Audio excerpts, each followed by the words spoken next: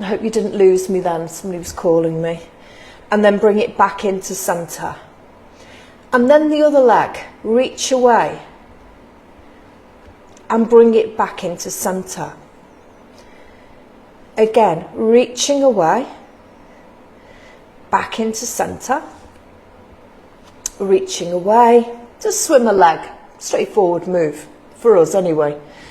Take your left leg now, stretch it away, and have the feeling of just reaching the shoulders forwards of the wrists. Now if it hurts the wrists, stay where you are, but just let your hands creep forwards just slightly. So I want you to have this little bit of movement, but keeping the leg lifted, squeezing into the buttocks. So you're just coming forwards and back. 3 more. Really working onto that right side, the side that's on the floor, that's stabilising you. Keep lifted through the left hand side, so you're not letting your pelvis fall over to the left. Fingers are spread out. And then release. Have a stretch back. Feel that nice stretch. Then we'll do the same on the other side. So don't forget, you will feel it through the upper body as well. But do make sure, if you're feeling it in your wrists, you know, as if they really are, you know, somebody sort of twisting your wrists back, you don't want to feel that. Then rather than having the hands or the wrists under the shoulders, just walk them forward slightly. It just gives you a bit of movability. Take your right leg back. Give it a stretch. And again, come forwards and back. Forwards and back. So I'm really working now my left hand side because I don't want to collapse down into my hip. So we want to stay nice and strong, drawing very much into centre. Imagine somebody's got a hold of you around the waist and you're feeling that strong position. Let's do 2 more of these. Spread out those fingers. Hands are almost like little suction pumps, don't just collapse.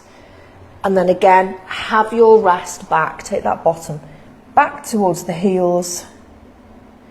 And then from there, gently rolling up. Well done. Staying in this position, you're now going to come down onto forearms. So we're taking more work into the shoulders, muscles of the shoulder, as well as the joints, the bones. And you will bring yourself down and let the head drop down as well. Don't keep that head lifted up here. Your shoulders are now lower than the pelvis, so don't think you've got to keep your head up in line with the hips or with the pelvis. Now thinking about your right leg, you're just going to take, or whichever leg, it doesn't matter, but I'm going to use my leg closest towards you. So I'm going to take the heel and push it up to the ceiling. Now I'm pushing through my heel, I'm not pointing my toe, pushing through the heel, and then it almost comes down, but then it goes all the way back up again. Stay on the same leg. Now as you're taking the leg up, have a squeeze into that buttock. So remember your back to your thighs, help bend the knee to your hamstrings. And I'm just pushing up through the heel. So pitfalls to this move, especially in the studio, keep going, you've got 5 more to do. I'll see people pointing the toes. So you want to lead up, pushing through the heel. Like when we do a squat, and I always say, you know, aim to push through the heel, not point through the toes. Well done. When you've done that last one, have a rest back, just to take the weight as well off the bulk of the shoulders. So it is a resistance exercise. Then we come down round to the right leg. So have awareness of that squeezing into the buttock. But on your left side, don't forget you've got that stability. So you don't want to feel as if your pelvis is falling over to one side. So bring yourself back down again. Let the head relax, relax the jaw. And then push through that right heel, or your left, whichever leg you're on. As long as you do them both, you get that squeeze and squeeze. And just be aware that leg doesn't start to reach out. Keep the knee bent.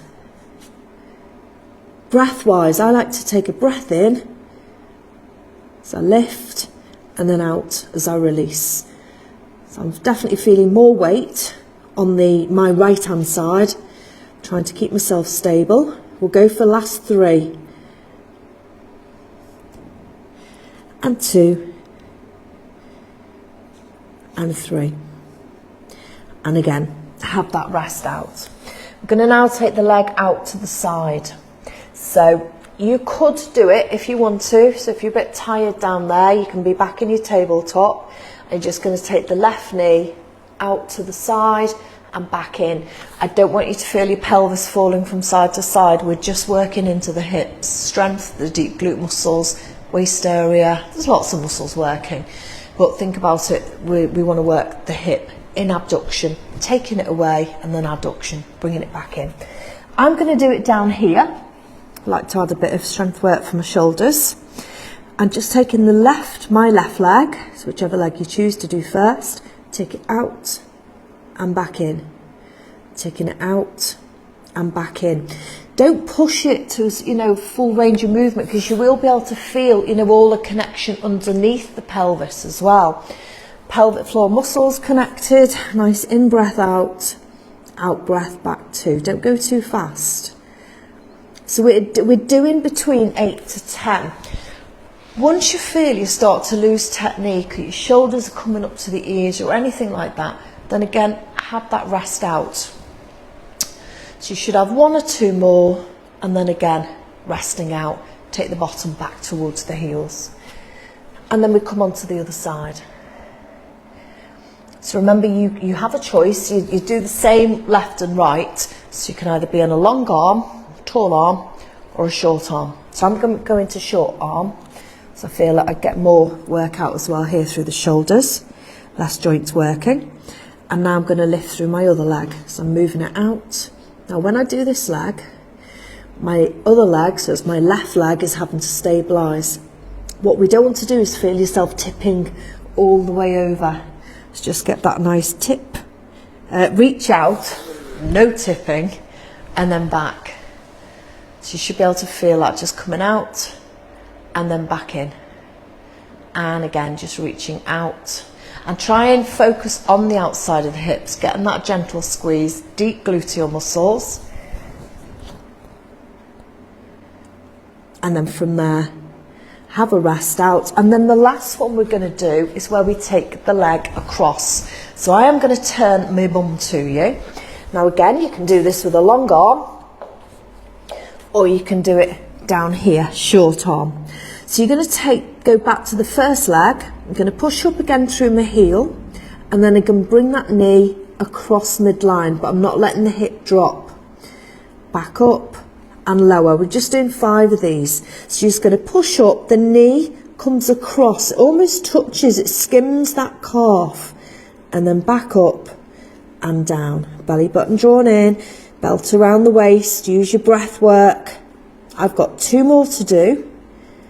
Really working on that right, the opposite side. There's no work going on, as in no movement, pure stability. And then from there, last one, and have a rest back.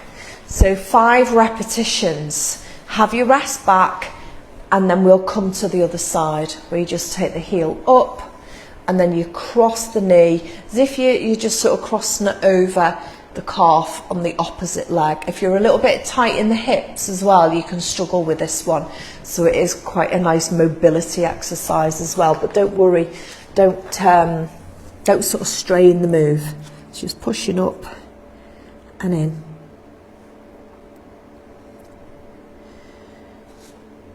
Pushing up and across. So I definitely find, even though it's my weaker leg, my right leg, I feel I've got better range of movement actually on that right leg. And when you've done the last one, again, have a nice stretch back.